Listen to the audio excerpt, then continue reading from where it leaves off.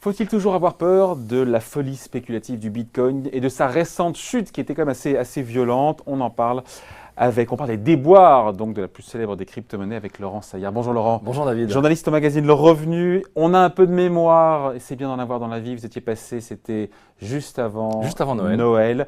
Et vous parliez d'une chronique d'une catastrophe annoncée. Vous avez eu le nez creux. Vous en rendre. Vous vous souvenez, à l'époque, le Bitcoin était à 20 000 $. Il a commencé sa chute peu de temps après, pour aller quand même jusqu'à 5 000, avant de se stabiliser en ce moment, au moment où on parle à 8 000 $. Donc c'est quand même toutes les caractéristiques de l'explosion d'une bulle.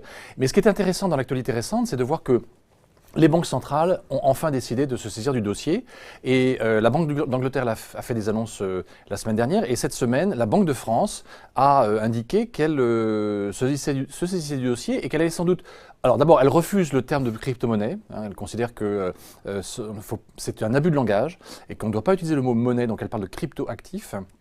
Et elle envisage d'interdire éventuellement certaines formes d'activité, comme justement, notamment, éventuellement l'activité de dépôt.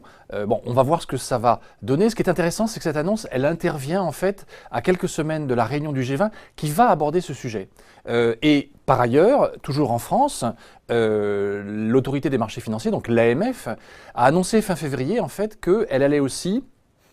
elle envisageait d'interdire notamment la promotion publicitaire sur toutes les opérations on va dire de trading sur le Bitcoin ou les crypto-monnaies. Et ça, c'est quand même intéressant parce que comme tout le monde reçoit sur sa messagerie mail ou sur son portable toutes sortes de publicités, bien sûr mensongères, en fait, qui font miroiter toutes sortes de choses sur le Bitcoin ou d'autres monnaies. Donc ça, c'est quand même important que l'AMF s'y intéresse. Elle dit qu'elle va s'intéresser aussi aux levées de fonds ou levées d'argent qui sont faites, par exemple en Bitcoin ou dans d'autres crypto-monnaies, ce qu'on appelle les Initial Coin Offering. Et donc là, c'est aussi un point assez important. Et donc, voilà, il faut bien comprendre que ce n'est donc pas qu'en France, même les autorités financières américaines viennent, donc la Securities Exchange Commission, la SEC, vient de publier un rapport dans lequel, en fait, elle indique qu'un certain nombre de plateformes, elle envisage éventuellement d'interdire ou de contrôler un certain nombre de plateformes qui, en fait, ne sont pas enregistrées correctement pour faire leur activité. Donc, il se passe des choses dans l'univers et... de la réglementation.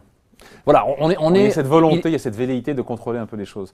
Et sur le marché du Bitcoin, pendant ce temps-là, qu'est-ce qui se passe? Alors, pendant ce temps-là, justement, les désastres continuent à s'amonceler. Alors, c'est un feuilleton, finalement, un petit peu... c'est bien, c'est principalement quand même les plateformes d'échange. On avait évoqué ensemble le cas d'une défaillance en Corée du Sud. Là, maintenant, c'est au Japon. Il y a quasiment la deuxième plateforme la plus importante au Japon qui s'appelle CoinCheck, qui, effectivement, a fait état d'un piratage, un de plus. Et là, on parle là aussi de quasiment, plus de 500 millions de dollars qui se sont évaporés, 260 000 investisseurs qui ont été donc lésés. Alors là, CoinCheck dit qu'elle va en fait rembourser les investisseurs concernés. Certes, tant mieux, ça veut dire qu'au moins ça ne va pas conduire forcément à une défaillance de la plateforme, comme on l'a vu déjà plusieurs fois, y compris dès 2014 avec MTGOX ou MTGOX. Et en fait, ça veut dire en même temps qu'elle reconnaît en fait une responsabilité. Donc c'est pas forcément en fait rassurant. Dans le même temps, aux États-Unis, il y a une plateforme qui s'appelle Coinbase et en fait qui fait l'objet de plaintes. Deux types de plaintes, une de délit d'initié, une autre parce qu'un certain nombre d'investisseurs n'ont pas pu récupérer en fait les bitcoins qu'on leur avait soi-disant transmis. Donc là aussi, on voit que c'est quand même toujours le problème de la conversion, ce qu'il ne faut pas oublier dans cet univers. Dans le cas du bitcoin, qui est donc la principale crypto-monnaie, il y en a d'autres, mais dans le cas du bitcoin, depuis décembre, on sait qu'il y a 1000 intervenants donc, uniques qui ont 40% du stock. Donc ça pose effectivement le problème de la liquidité de ces opérations. Et alors, la liquidité et la manipulation. Et la manipulation, voilà, parce alors il y a encore une autre d'ailleurs plateforme d'échange qui s'appelle Bitfinex, qui là aussi, inquiète les autorités américaines. Donc là aussi, il y a un risque éventuel de faillite, comme on l'a connu sur d'autres cas par le passé. Et puis, cerise sur le gâteau. Et là aussi, c'est de l'actualité toute chaude. Oui. Apparemment, on est en train de découvrir au Japon que dans cette chute donc, du cours sur les 2 derniers mois, apparemment, il y aurait probablement un de ces 1000 acteurs qui détiennent 40% du stock, qui aurait vendu massivement. Et en fait, on est en train de découvrir tout récemment que ce Japonais en particulier, c'est quelqu'un qui était administrateur de la plateforme MTGOX qui a fait faillite en 2014 et qui visiblement, où le dossier n'est pas encore complètement terminé, et donc a essayé de vendre des bitcoins pour éventuellement renflouer soit une partie de la plateforme, soit rembourser peut-être des créanciers. Et donc comme lui il a un stock énorme, ça veut dire qu'il va devoir sans doute essayer sans doute de vendre. Donc s'il vend, ça fera là aussi a priori baisser les cours. Baisser les cours. Est-ce qu'il y a d'autres infos juteuses sur le bitcoin? Oui, absolument. On voyage beaucoup aujourd'hui. Tout à fait. Alors là, je vous emmène en Islande, parce que la dernière news, c'est qu'en fait, il y a en Islande, donc, qui est devenu un pays important, parce que c'est là notamment où se trouvent beaucoup de ces gros ordinateurs qui font ce qu'on appelle le minage du bitcoin.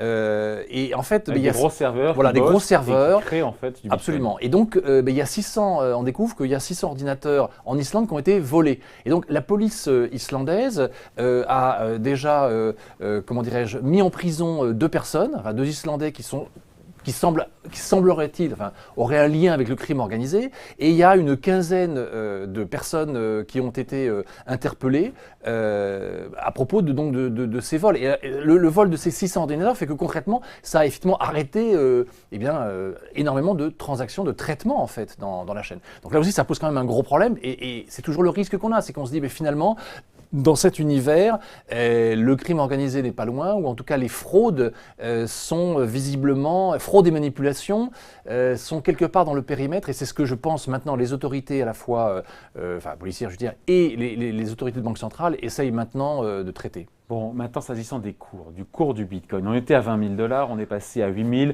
plus que divisé par 2 pour certains. Certains pourraient dire que c'est une opportunité, ça va remonter. Oui. Est-ce qu'il faut s'attendre à une poursuite de la chute des cours? Alors, effectivement, c'est toujours difficile de voir de cristal, mais c'est vrai que un rebond technique est toujours possible, comme on l'a vu, parce que quand vous avez un actif comme ça qui descend à 5 000, on l'a vu, à 5 000, il y a des gens qui se sont mis à racheter parce qu'ils se sont dit 5 000, bon, et donc là, on est revenu un petit peu à 8 000, plutôt aux alentours de 8 000. Alors, moi, nous pensons que c'est plutôt, on va rester dans un phénomène de correction. On devrait continuer à découvrir des choses qui seraient plutôt de nature, en fait, à faire baisser le cours. Il y a la crainte maintenant des régulations, aussi d'un certain nombre, peut-être, soit de défaillances, soit de découvertes d'opérations frauduleuses. Ouais. Il y a aussi un autre phénomène, puisque c'est entré en vigueur depuis fin décembre, c'est le fait qu'il y ait maintenant un marché dérivé aux États-Unis, à Chicago, qui permet justement de vendre à découvert par des produits dérivés le bitcoin, et il semblerait en tout cas ce qu'on peut savoir sur les 2 derniers mois, qu'il y ait beaucoup de traders en fait qui ont fait ce qu'on appelle de la vente à découvert, c'est-à-dire qu'ils ont spéculé sur la baisse, puisqu'on était à l'époque à 20 000, ils ont spéculé sur la baisse du cours, donc et ça leur permet de gagner de l'argent.